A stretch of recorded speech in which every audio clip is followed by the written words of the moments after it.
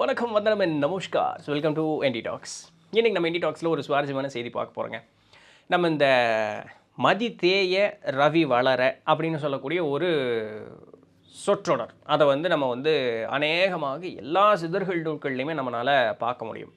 இந்த மதி தேய ரவி வளர அப்படின்னு சொன்னால், மதி அப்படின்னு சொன்னால் சந்திரன் அர்த்தம், கூட நம்ம இடகலை அப்படின்னு சொல்லக்கூடிய அந்த ஒரு இதையும் சொல்லுவோம். ரவி அப்படின்னு சொன்னால் சூரியன் அர்த்தம், அதை நம்ம பிங்களை அப்படின்னு சொல்லுவோம். இடகலைனா இடது நாசியில் ஓடக்கூடிய மூச்சு, பிங்களைனா வலது நாசியில் ஓடக்கூடிய மூச்சு. இப்போ இந்த மதி தேய ரவி வளர அப்படின்னு சொன்னால், அப்போ இடகலை அதனுடைய மூச்சினுடைய ஓட்டம் குன்றியும் பிங்களையினுடைய மூச்சு அதிகமாச்சுன்னா நமக்கு ஞானம் பிறக்குமா அப்படின்னு ஒரு கேள்வி கேட்டால் இல்லை. ஏன்னா சுழுமுனை அப்படின்னு சொல்லக்கூடிய நடுநாடி ஓடுனா மட்டும்தான் ஞானம் அப்படிங்கிறது பிறக்கும். அப்படின்னா இந்த நாசி துவாரத்தில் ஓடக்கூடிய மூச்சு இந்த இடத்துல ஓடக்கூடாது, ரெண்டுலேயுமே ஓடக்கூடாது. அப்போ இந்த ரவி மதின்னு சொல்லக்கூடிய இந்த ரெண்டு இடத்துல ஓடக்கூடிய மூச்சை பற்றி இப்போ அவங்க பேசலைன்னு தெளிவாக புரிஞ்சுக்கலாம். அப்போ இவங்க எதை தான் சொல்லியிருக்காங்க? மதி தேய ரவி வளரன்னு அப்போ எதை தான் சொன்னாங்க? லெஃப்ட்டு ரைட்டுன்னு புரிஞ்சிருச்சு. மதினா லெஃப்ட்டு, ரவினா ரைட்டு, இது புரிஞ்சிருச்சு. சரிங்களா? இடது வலதுங்கிறது புரிஞ்சிருச்சு. ஆனால் மூச்சுன்னு நினச்சிக்கிட்டு இருப்போ மூச்சு இல்லை. அப்போ வேறு என்னத்தை அவங்க சொல்லியிருக்காங்க? எதாச்சியாக வேற ஒரு செய்தி பார்க்க நம்மளுடைய நித்திலந்த அன்வாணி சேனலில் ஜனவரி மாதத்துலேருந்து இந்த மெய்கண்ட சாஸ்திரம் அப்படின்னு சொல்லக்கூடிய இந்த 14 சைவ சாத்திர நூட்கள் உண்டுங்க.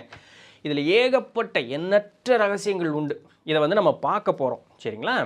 இதைத்தாங்க தேட போனேன். நமக்கு தான் பெரியவங்க ஏதாவது ஒன்று இந்த இடத்துல உனக்கு ஒன்று பெண்டிங் இருக்குடா, போகிற வழியில் ஏதோ ஒன்று தேவைப்படும் அப்படின்னு சொல்லி முன்னாடியே காட்டி கொடுப்பாங்க பார்த்தீங்களா? அப்படி ஒன்று நடந்தது தான் இந்த நிகழ்வு. இதை பற்றி ஒரு சின்ன ஒரு ப்ரிஃபேஸ் உங்களுக்கு கொடுத்துட்டு ஆரம்பிக்கணுங்கிறதுக்காக தான் அதை தேட போனேன். அதில் போய் டக்குன்னு மண்டையில் இந்த ஒரு சொற்றொடர் மனசில் வர, நம்ம சும்மா இருப்போமா, போடு நெட்டில் போட்டு தேட ஒரு நூல் கிடச்சிது. இது அநேகம் எல்லா சிதர்கள் நூல்கள்லையுமே இருக்கும். கிடைச்ச நூல் பார்த்திங்கன்னா நந்தீஸ்வரர் கருக்கடை 300 அப்படின்னு சொல்லக்கூடிய அந்த நூல். அந்த நூலில் ஏறத்தாழ 2ஆம் பாட்டு 3ஆம் பாட்டிலேயே பார்த்தீங்க அப்படின்னு சொன்னால் ஒரு பாடல். இப்போ நான் உங்களுக்கு பாட்டை சொல்கிறேன், கேளுங்க. 2 பாட்டு தான் சொல்லுவேன். பிறகு நம்ம என்ன அதனுடைய நுட்பம் என்னங்கிறத பார்க்க வந்துடுவோம். ஆர்வமாக இருக்கும். வீடியோ முழுசாக கேட்டுட்டு நீங்கள் என்ன இது பண்ணி சொல்லுங்கள். இது ஒரு புதுசாக ஒன்று சொல்ல கொஞ்சம் மறக்காமல் சப்ஸ்கிரைப் பண்ணிடுங்க. அப்படியே லைக்கு போட்டு விட்ருங்க. அது ஏதோ ஒரு அவசியமாக லைக்கு போட்டு விட்ருங்க. Right, okay. பாட்டு பாருங்கள். அறிவல்லோ மனம் என்ற பேய்க்கூத்தெல்லாம். சரிங்களா? மனசுக்கு எல்லாம் தெரியும், தெரியாதுன்னு சொல்ல. ஆனால் அது எப்படி இருக்கும்? ஒரு நேரத்தில் அடங்கி இருக்குமா? இருக்காது. அது பேய் போல கூத்தாடும் அப்படின்னு சொல்லிட்டு. சரிங்களா? ஸோ அறிவல்லோ மனம் என்ற பேய்க்கூத்தெல்லாம், அதுக்கு பார்க்குற மேலெல்லாம் ஆசை இருக்கும் இல்லையா? அடித்து அகற்றி அறிவொன்றாய் திருத்தி கொண்டு சாத்தியா இக்கறா தப்புடா அதெல்லாம் பண்ணக்கூடாது. அடித்து அகற்றி அறிவொன்றாய் திருத்தி கொண்டு, இதுதான் சரியான வழி அப்படின்னு சொல்லி அடித்து திருத்தி அமைதிப்படுத்தி நிறுத்தி, தெரிவல்லோ பிரபஞ்ச மாயை தள்ளி, இந்த உலகத்தில் இருக்கக்கூடிய பற்றுக்கள் எல்லாம் நீக்கி, இதெல்லாம் வெறும் மாயை அப்படிங்கிறத உணர்ந்து அதை தள்ளி, தேர என்றால் வெகு நாள் தான் செல்லுமோ சொல். இப்படி உன்னை திருத்திக்கிட்டேன்னா நீண்ட நாள் எடுக்கணும். ஏதாவது ஒன்று இருக்கா? இல்லை. நீ சரியான பேசிக் சரியாக இருந்ததுன்னா போதும். அப்புறம் பெரிய வித்து ஈஸியாக கைக்கு வந்துடும். பேசிக்கே தப்பு அப்படிங்கும்பொழுது தான் நமக்கு பிரச்சனை. ஸோ அதனால் பேசிக்கை கரெக்ட் பண்ணிக்கோ. வெகு நாளும் நாள் எதுக்கு எடுக்க போகுது உனக்கு அப்படின்ட்டாரு. முறிவல்லோ பெண்டு பிள்ளை மாயை எல்லாம், பொண்டாட்டி புள்ள அப்படின்னு சொல்லி இந்த குடும்ப சொந்த பந்தமெல்லாம் சொல்கிறேல்ல, அதுவும் ஒரு மாயை தான். மாயையெல்லாம் முன் தேடும் பொருட்களிட ஆசை தள்ளி, எல்லாம் காசு சம்பாதிக்கணையா, பெரிய வீடு கட்டணும், காரு வங்களா வாங்கணும், நல்லா காப்பாற்றணும், குடும்ப உலகத்து குட்டி வெளில பேசுகிறோம்ல, எல்லாமே மாயை தான். எல்லாத்தையும் தள்ளிடு. அதன் மேலே இருக்கக்கூடிய ஆசையெல்லாம் தள்ளி, நெறிவல்லோ புருவ மையத்து ஒளியில் நின்று. ஸோ புருவ மைய தியானம் பார்க்கணும். அந்த தியானம் பண்ணும் பொழுது அதில் ஒரு ஒளி தெரியும். அந்த ஒளியில் நின்று நேசம் வைத்து மதி வாங்கி ரவியில் சேர. நல்லா புரிஞ்சுக்கணும். இப்போ இந்த இடத்த வரைக்கும் வந்துட்டார். நேசம் வைத்து, அது மேலே பற்று வைத்து மதி வாங்கி ரவியில் சேர அப்படிங்கிறார். சரிங்களா? மதி வாங்கி ரவியில் சேர அப்படின்றார். இப்போ இது வரைக்கும் ஒன்றும் புரியல. இப்போ அடுத்தது வாங்க. சேரப்பா ரவியில் நின்று ஒளிப்பார். இப்போது ரவின்னு சொல்லக்கூடியது என்ன? நம்ம பிங்களைன்னு பார்த்தோம். பிங்களைன்னுங்கிறது நம்ம மூச்சுன்னு எடுத்துக்கூடாது, வலது பக்கம்னு பார்த்தோம். நல்லா புரிஞ்சுக்கணும். சேரப்பா ரவியில் நின்று ஒளியை பாரு. அப்போது வலதுபுறம் இருந்தால் தான் நமக்கு ஒளி தெரியும். இப்போ இது என்ன வலதுபுறம் வர பாருங்க. தீர்க்கமடா சுழுமுனையின் தீபம் போல. சுழுமுனை நாடியில் தீபம் தெரிவது போல் இந்த வலது பக்கம் நின்னா உனக்கு தீபம் தெரியும். ஆரப்பா உனக்கு ஈடு சொல்ல போகிறேன். உனக்கு வேற யார் ஒப்பு நிகரே கிடையாது. உனக்கு ஈக்குவல் வைக்கிறதுக்கே ஆளே கிடையாது. அந்தந்தம் ஆச்சரியம் நடக்க காணும். ஸோ இது பெருசாக ஒன்று விளக்கம் சொல்ல வேண்டியது. அந்தந்தம் ஆச்சரியம் நடக்க காணும். தேரப்பா மனம் தேறி தெளிவதானால் அங்கே நின்னாலும் மனசு அடங்கி இருக்காது. அங்கேயும் மனசை ஒரு திறப்படுத்தி அடக்கி ஒரு நிலைப்படுத்தி நிறுத்தினா ஜகம் முழுவதும் ஜெகஜாலம் என்று தள்ளு. இதெல்லாம் வெறும் மாயை.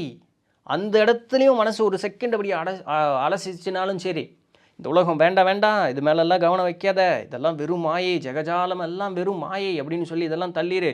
பாரப்பா மதி தேய்ந்து ரவியில் சேர்ந்தால் பரமகுரு நீ ஆவாய் பாரு. வந்துட்டாரா அந்த சொற்றொடருக்கு? மதி தேய்ந்து ரவியில் அது என்னங்க மதி தேய்ந்து ரவியில் சேர்ந்தால் அப்படிங்கிற ஒரு சந்தேகம். இதே சந்தேகம் நேற்று எனக்கு இருந்தது. மூச்சு இல்லைங்கிறது எனக்கு ரொம்ப நாளாக இருந்தது. அப்போ அது என்னன்னு புரியல. நம்ம பெரியவங்க நம்மளுக்கு தக்க நேரம் வரும்போது ஒன்று காட்டி கொடுப்பாங்க தெரியுங்களா? லெஃப்ட் பிரெயின் ரைட்டு பிரெயினுடைய வேலை என்ன அப்படிங்கிறத நம்ம என்றைக்காவது பார்த்துருக்குமா? இதுக்கு ஒன்றும் பெரிய ஒரு இது கிடையாது. நெட்டில் போய்ட்டு சும்மா லெஃப்ட் பிரெயின் ரைட் பிரெயின் அப்படின்னு அடிச்சிங்கன்னா போதும். பாருங்கள், லெஃப்ட் பிரெயினுடைய வேலை என்ன அப்படின்னு சொன்னால், எதையாக இருந்தாலுமே ஒரு நுணுக்கி பார்த்து அணுகுவது அப்படிங்கிறது தான் லெஃப்ட் பிரெயின், இடப்பக்க மூளையினுடைய வேலை. அதுதான் அலசி ஆராய்ந்து தீர அமர உட்கார்ந்து அது என்ன ஏது அப்படிங்கிறத அலசி ஆராயக்கூடியது. நிறைய பேர் சொல்கிறது உண்டு இல்லையா, இப்படி உட்காண்டே இருக்கிறனுங்க, ஆனால் அது என்ன சத்தம், ஆஹா பொண்டாட்டி காப்பி ஊட்டுருக்குதே, நல்லா வாசம் வருது, இது வருமா? நம்ம பக்கத்தில் யாரோ நிற்கிற மாதிரியே இருக்குதே, யாரோ கூப்பிட்ற மாதிரி இதெல்லாம் இருக்குது. ஏன் அதுன்னா இடப்பக்க மூளை வேலை செஞ்சுக்கிட்டே இருக்கும். லாஜிக்கல், அனாலிட்டிக்கல், லீனியர், வேர்பல், இதெல்லாம் ஆக மொத்தம் இந்த மூளை இந்த உலக சம்பந்தமாக நாம் என்னென்னலாம் வேலை செய்யணுமோ அதற்கு உண்டான எல்லா வேலையும் அந்த இடப்பக்க மூளை செஞ்சுக்கிட்டு இருக்கும். வலப்பக்க மூளை என்ன செஞ்சுக்கிட்டு இருக்கும் அப்படின்னு சொன்னால், உங்களுடைய கற்பனா சக்திக்கு அதுக்கு அதிகமான இது. இந்த இன்ட்யூஷன் அப்படின்னு சொன்னால் என்ன, நமக்கு அப்பாற்பட்டு இருக்கக்கூடியதை உணரக்கூடிய அந்த ஒரு தன்மை இன்ட்யூஷன். அதனுடைய அதிகபட்சம் தான் பார்க்கும்போது பின் நடக்கக்கூடியது முன் தெரிஞ்சுக்கிறது அப்படிங்கிற மாதிரி. நம்ம வீட்டுக்கு இன்றைக்கி யாரோ வர மாதிரியே இருக்கே, வருவாங்க நிஜமாலுமே. அப்போ இந்த மாதிரி இன்ட்யூஷன், அது எல்லாமே கற்பனை சக்திகள், இதெல்லாமே ஒரு வாயார சொல்லலைன்னாலுமே குறி உணர்வது, இப்படி தான் சொல்லணும், நம்ம வழக்கத்தில் சொல்லணும்னா குறி உணர்தல் அப்படிம்பாங்க. அது வெறும் ஒரு சின்ன செய்கையாக இருக்கும். ஒரு வாயார சொல்லியிருக்கவே மாட்டாங்க, அவங்க முக ஜாடை கூட மாறி இருக்காது, ஆனால் அவங்க என்ன நினைக்கிறாங்கன்னு நம்மளால் கணிக்க முடியும். இந்த மாதிரி அப்புறம் நம்மளுடைய உணர்வுகளுக்கு அதிகமான இடம் கொடுப்பது அப்படின்னு சொல்லக்கூடிய நம்மளுடைய கற்பனை சக்தி, இதெல்லாம் வலப்பக்க மூளை செய்யும். சரிப்பா, இந்த இடப்பக்க மூளைக்கு எல்லா லாஜிக்கல் திங்கிங் ஓகே, வலப்பக்க மூளை இந்த மாதிரி நிறையா இருக்குது. இதுக்கும் மதிதேய ரவி வளரக்கு என்ன இருக்குது அப்படின்னு கேட்டால், தியானம் அப்படிங்கிறது என்ன அப்படின்னு யோசித்து பார்த்தோம் அப்படின்னு சொன்னால் என்ன வரும்? தியானம்ங்கிறது என்ன? தன்னை மறந்து தான் யாருங்கிற அறியக்கூடிய அந்த ஒரு தன்மை தான் தியானம்னு சொல்லக்கூடியது. அதாவது தன்னை அறிவதற்கு தன்னை மறக்கணும் அப்படிங்கிறது தான் தியானம்னு சொல்லக்கூடியது. அந்த இடத்துல போய் உட்காந்து நீங்கள் யோசிச்சுக்கிட்டு இருந்தீங்க அப்படின்னு சொன்னால் உங்களால் உள்ளார்ந்து செல்ல முடியாது. ஏன்னா உங்களுடைய கவனம் இன்னும் வெளியே சுற்றிக்கிட்டே இருக்குது. கற்பனை வளம் உள்ளவர்கள்லாம் பாருங்களேன், இப்போ வீடியோ பார்க்கக்கூடிய ஆட்களே கற்பனை சக்தி உள்ளவர்களாக இருந்தாங்கன்னா, இப்படியே இருந்தாங்கன்னா தன்னை சுற்றி இருக்கக்கூடியதை மறந்துடுவாங்க. அந்த நிலை வரும்பொழுது தான் தனக்கு அப்பாற்பட்டு இருக்கக்கூடியதை உணர முடியும். இது பேசிக்கான நம்மளுடைய மனிதனுடைய கட்டமைப்பு இந்த மாதிரி தான் இருக்குது. அப்போ இடப்பக்க மூளை வேலை செஞ்சுக்கிட்டு இருந்ததுன்னா இங்கே சுற்றி என்ன நடக்குது அப்படிங்கிறது உங்களுக்கு எண்ணம் சிந்தனை இருந்துக்கிட்டே இருக்கும். அப்போ இதுதான் மனசு வெளியே சுற்றுறது. டேய் அங்கே நீ இன்னைக்கு 4 மணிக்கு அந்த வேலை இல்லை, இந்த 7 மணிக்கு இந்த வேலை இல்லை, இந்த 10 மணிக்கு இந்த வேலை இல்லை, இன்றைக்கி அந்த என்னாச்சு இது என்னாச்சு, இது இடப்பக்கம் வேலை செஞ்சுக்கிட்டே இருக்கும். இது நடக்கும். நீ வேறு 10 நிமிஷம் தான் இங்கே உட்காரஞ்சேன்னா என்னடா 20 நிமிஷம் உட்காந்துட்டா, எந்திரா மேலே முதல்ல. இடப்பக்கம் வேலை செஞ்சுக்கிட்டே இருக்கும். ஆனால் வலப்பக்க மூளை வேலை செஞ்சுதுன்னு வச்சுக்கோங்களேன், என்ன ஆகும்? அவன் பாட்டுக்கு அப்படியே உட்காந்துருப்பான். ஏன்? அவனுக்கு ஆர்வம் எங்கே போயிருக்கோம்? இதில் கப்பாற்பட்டு என்ன இருக்குது, இதோ அற்புதமாக இருக்குமாமே, நல்லா இருக்குமாமே, அது அப்படியெல்லாம் இருக்குமாமே, அந்த இன்ட்யூஷனுக்கு பக்கம் அவன் போயிட்டே இருப்பான். அப்போது தனக்கு அப்பாற்பட்டு இருக்கக்கூடியது உணரணுன்னா உங்களுக்கு வலப்பக்கம் மூளை வேலை செய்யணும். இப்போது இது என்ன ஆகும் அப்படின்னு சொன்னால், நீங்கள் மூச்சு பயிற்சி பண்ணி பேசாமல் அமைதியாக உட்கார்ந்ததற்கு பிறகு மனசு அடங்கணும். மனசு அடங்க அடங்க அடங்க அது அப்படியே அமைதியாகும் பொழுது இடப்பக்க மூளையினுடைய வேலை அப்படியே சுருங்கிக்கிட்டே வந்துக்கிட்டே இருக்கும். வலப்பக்க மூளையினுடைய வேலை ஆரம்பிக்கும். ஒரு கட்டத்தில் அதுவும் நிற்கும். அதனால தான் நந்தீஸ்வரர் என்ன சொன்னார், வலப்பக்க மூளை வேலை செய்யும் பொழுது சுழுமுனையில் சோதி பார்ப்பது போல் நீ அங்கே ஒரு சோதி காணுவ, அங்கே உனக்கு நிறைய இதெல்லாம் விஷயமெல்லாம் தெரியும். அங்கேயும் உன்னுடைய மனசு எங்காவது ஆடும் பொழுது இந்த உலகம் ஜகஜால மாயை என்று அதை ஒதுக்குங்கிறார். அங்கேயும் மனசு வேலை செய்யும். அப்போ அதை ஒதுக்கும் பொழுது அங்கே தான் உனக்கு அப்பாற்பட்ட ஒரு நிலை அப்படிங்கிறது வரும். அந்த அப்பாற்பட்ட அப்படின்னு சொல்லக்கூடியது புருவ மத்தியில் ஒளி காண்பது எப்போ அப்படின்னு சொன்னால், இந்த வலப்பக்க மூளையும் அதனுடைய வேலையை அப்படியே குன்றி நிறுத்தும் பொழுது அங்கே முழுமையாகவே சுழுமுனை நாடி அப்படின்னு சொல்லக்கூடிய நடுநாடி வேலை செஞ்சு புருவ மத்தி ஓப்பன் ஆகி நம்ம இதற்கு அப்பாற்பட்டு இருக்கக்கூடிய அந்த தன்மையோடு போய் கலப்போம். துரிய நிலை அப்படின்னு சொல்கிறோம் பார்த்தீங்களா, அந்த இடத்துக்கு நம்மால் போய் கலக்க முடியும் அப்படின்னு. ஸோ அப்போ இந்த வலப்பக்க மூலம் முழுக்க நம்மளுடைய ஆன்ம முன்னேற்றத்திற்கு உண்டானதா அப்படின்னு ஒரு கேள்வி நமக்கு வரும் இல்லையா? வரணும். அப்படி எனக்கும் வந்தது. நெட்டில் சும்மா அதை போட்டு தேடி பார்த்தேன். Which side of brain is spiritual, சும்மா போடுமே, காசாக நம்ம என்ன இருப்போது. ஆனால் விடை இருக்கிறது உண்மையாலுமே. இது என்ன தான் இந்த மூளை தான் அப்படின்னு மூளை மட்டும்தான் நம்மளுடைய ஆன்ம முன்னேற்றத்திற்கு அவசியமானு கேட்டால் இல்லை. உடலில் நிறைய அவயங்கள் அங்கங்கள் ஒரு மாதிரி வேலை செய்யணும். அதனால தான் நம்மளுடைய சக்கரங்கள் அப்படின்னு சொன்னோம். எல்லாமே சீராக வேலை செய்யும் பொழுது தான் நமக்கு ஒரு முழுமையான ஒரு முன்னேற்றம் அப்படிங்கிறது கிடைக்கும். அதில் எந்த விதமான மாற்று கருத்தும் கிடையாது. அந்த முன்னேற்றம் வந்து போய் சேரக்கூடிய இடம் என்னங்கன்னா வலப்பக்கம் தான். அவங்க என்ன சொல்கிறாங்க பாருங்கள், ரைட் பிரெயின் அப்படிங்கிறது வந்து உங்களுடைய க்ரியேட்டிவிட்டி இன்ட்யூஷன்லாம் இருக்கு இல்லையா, இது முழுக்க நம்மளுடைய ஆன்ம முன்னேற்றத்திற்கு உதவக்கூடிய அந்த ஒரு பகுதியாக இருக்கிறது அப்படிங்கிறாங்க. நம்ம வந்து ஒரு மாதிரி இந்த higher level of evolution, higher level intuition அது எல்லாமே நமக்கு தெரியணும். இறை அப்படிங்கிறத நாடி போகணும் அப்படின்னு சொன்னால் வலப்பக்க மூளை நமக்கு வேலை செய்யணும். இடப்பக்கம் வேலை செஞ்சுன்னா எல்லாமே லாஜிக்கல் தான். இது எப்படி, அது எப்படி அது எப்படின்னா ஒரு சிலதெல்லாம் சொல்ல முடியாதுன்னா கொஞ்சம் பொறுமையாக அமர்றது. ஏன் அமர இருக்கணும்? உன்னால் சொல்ல முடியல அப்படின்னு சொன்னால் அப்போ அது இல்லைன்னு அர்த்தம். இது எல்லாம் வலப்பக்கம். ஏன்னா அது லாஜிக்கல் ரீசனிங். கண்ணு முன்னாடி கொண்டு வந்து நிறுத்து அப்படிங்கிறது அது எல்லாத்துக்கும் பொருந்தி வராது இல்லையா? அப்போ அந்த வலப்பக்க மூளை இந்த ஸ்பிரிச்சுவலாக, ஏன்னா அது கண்ணுக்கு தெரியாது, உணரக்க மட்டும் முடியறது. அதை அலசி ஆராய முடியாது, ஆனால் உணரலாம். அதுக்கு வலப்பக்க மூளை அப்படிங்கிறது பெருவாரியான உதவி செய்யக்கூடியது அப்படிங்கிறது இது இருக்குது.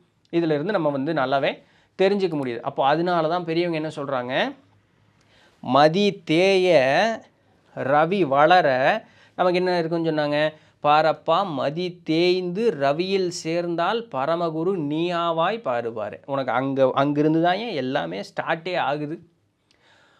பாரும் சுழுமுனை பகர்ந்த பருவத்தில் சேரும் மனது தேராமல் ஓடிடும் கூறும் குரங்கை குலைய விடாமல் சீரும் அரவம் சேர்ப்பது தென்னமை. ஸோ இந்த மாதிரி நீ அந்த இடத்துக்கு போய் நின்றுட்டு உன்னுடைய சூழ்முனையில் வந்து அந்த ஒரு சோதி காணறதுக்கு முன்னாடி மனசு திரும்பி ஓட விடாமல் உன்னுடைய அந்த அரவம் சேரு அப்படின்னு சொல்லக்கூடியது நம்மளுடைய குண்டலினி சக்தியை மேலே எழுப்பும் பொழுது நம்மளுடைய பூர்வ மத்தியில் நம்மளால் பெர்மனண்ட்டாக அந்த இடத்துல நிற்க முடியும், சோதி காணலாம் அப்படிங்கிறத இதன் உண்டான செய்தி.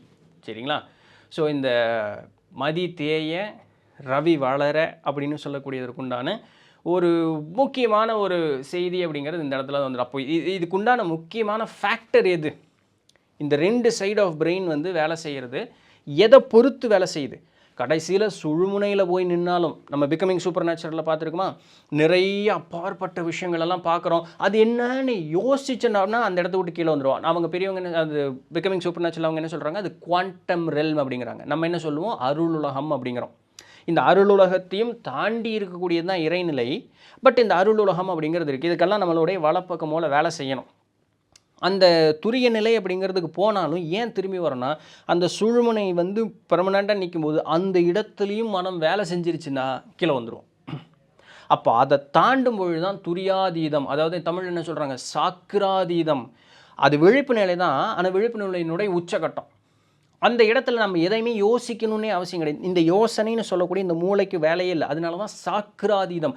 துரியாதீதம்னு சொல்லக்கூடியது என்ன, இந்த உடலை விட்டு அவங்க பெர்மனண்ட்டாக கிளம்பிடுவாங்க.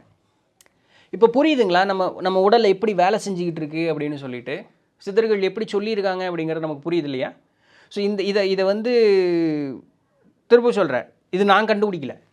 இது ஒரு ஒரு பொட்டு கூட இது நான் கண்டுபிடிக்கல. இது எதையோ யோசனை, இதுக்கும் எனக்கு எந்த சம்மந்தமும் இல்லை. எல்லாம் திருவருளினுடைய குருவருளினுடைய கருணையினால் இது நமக்கு இன்றைக்கி ஒரு செய்தியாக கிடச்சிருக்கு, அவ்வளோதான். ஸோ மனசு தான், மனசு அடங்குச்சு அப்படின்னு சொன்னால், மனசு ஒருநிலைப்படுத்துறதுக்கு வழியை கண்டுபிடிச்சிட்டோன்னு சொன்னால் பேசாமல் ஆகிக்கும். அதற்கு எப்படின்னா வழி, அதை எப்படி கண்டுபிடிக்கிறது? ஆத்ம விசாரணை தான். பற்று அப்படிங்கிறது இருக்கிறதுனால தான் என்ன, பற்றி கொண்டே இருக்கிறது. பற்றுன்னா என்ன, பிடிச்சிக்கிறது தானே. மனசு எல்லாத்தையும் பிடிச்சிக்கிட்டே இருக்கலாம், அதனால் அதுக்கு அது பற்றுன்னு சொல்லி அந்த பற்றை நீக்கணும். அதுக்கு ஆத்ம விசாரணை தான் ஒரே வழி. ரைட், செய்வோம், முயற்சி செய்வோம், பார்ப்போம். ஏன் ஸோ இதுதான் இன்றைக்கு உண்டான வீடியோ. பிடிச்சிருந்துருக்கும், இன்ஃபர்மேட்டிவாக இருந்திருக்கும் அப்படின்னு நம்புகிறேன். நாளைக்கு வேறு ஏதாவது ஒரு சுவாரஸ்யமான செய்தியில் சந்திப்போம். அது வரையும் தொடர்ந்து இணைந்திருங்கள். நான் உங்கள் இடத்துல பண்ணி நன்றி, வணக்கம். And don't forget to like and subscribe.